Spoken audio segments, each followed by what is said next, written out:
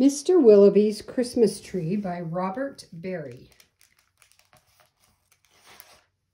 Mr. Willowby's Christmas Tree. Mr. Willowby's Christmas Tree. Special delivery. Mr. Willowby's Christmas tree came by special delivery, full and fresh and glistening green, the biggest tree he had ever seen. He dashed downstairs to open the door. This was the moment he'd waited for. A magnificent tree, splendid, he cried. Please, sir, won't you carry it right inside? I think it might look best this year, right in the parlor corner here.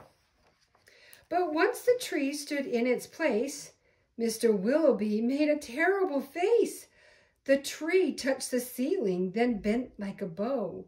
Oh, goodness heavens, he gasped. Something must go. Baxter the butler was called on in haste to chop off the top, though it seemed quite a waste. That's great, Mr. Willowby cried with glee. Now we can start to trim my tree. When the trimming was well underway, the top was placed on a silver tray. Baxter said, I know just who'd be delighted with this Christmas tree. So it was presented to Miss Adelaide, Mr. Willowby's upstairs maid. Won't this tree be a pretty sight when I have trimmed it later tonight?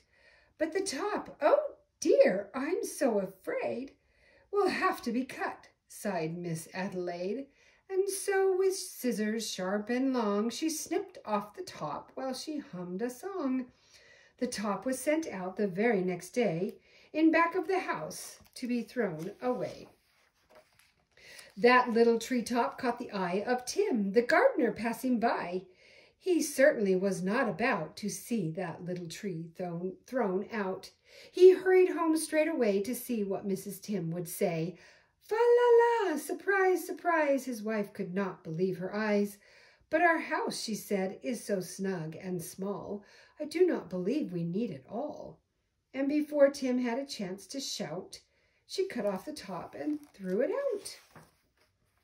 Barnaby Bear was padding by. It almost hit him in the eye. Now who would throw a tree away so very close to Christmas Day? I'll take it home, that's what I'll do. Look, Mama Bear, I've a present for you. It's a pretty tree, yawned Barnaby, quite drowsily. But Little Bear, standing off far, cried out, that tree won't hold a star.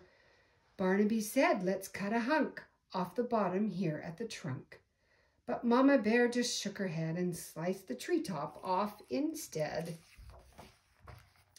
Jolly by golly, Barnaby said with a kick. Mama, that surely is just the right trick. Let's trim it with bells and honey rings, some berries and tinsel and popcorn on strings. Mama said, trim it just as you like. I've got to tidy up for the night. This top we won't need any more. I'll put it just outside the door. Later on the frosty night, Frisky Fox came into sight. He spied the treetop, rubbed his chin, opened his sack, and stuffed the top in. He scampered home and jumped his gate. This Christmas present couldn't wait. It's even better than mincemeat pie, said Mrs. Fox with a happy sigh. Then the foxes saw that their Christmas prize was just a wee bit oversized. There, my dears, don't you worry. I'll fix this top now in a hurry. Benjamin Rabbit found it then, just outside the fox's den. It seems, he thought, most certainly, Santa left that for my family. Look, he cried, see the tree I found? With that he called his family round. Then there was a merry-making, rollicking, frolicking, carrot-shaking celebration around the tree. All were happy as rabbits can be. Benjamin Rabbit with his own hand sliced a carrot and made a stand. Now let's see how this will look in our chimney nook. But right away the children cried, look, it's leaning off to one side. It's too tall, that's all, said Mrs. Rabbit, and as though it were a summer carrot, she gave it a chop and threw away the top. Then Mistletoe Mouse just happened to see that tiny tip of a Christmas tree. He pulled it through the snow and ice. Up some stairs, he fell down twice. At last he reached his cozy house. "It's just the right size," said Mrs. Mouse. Then at the top, if you please, they put a star made out of cheese. Oh, wasn't it grand to have a tree exactly like Mr. Willowby? The end.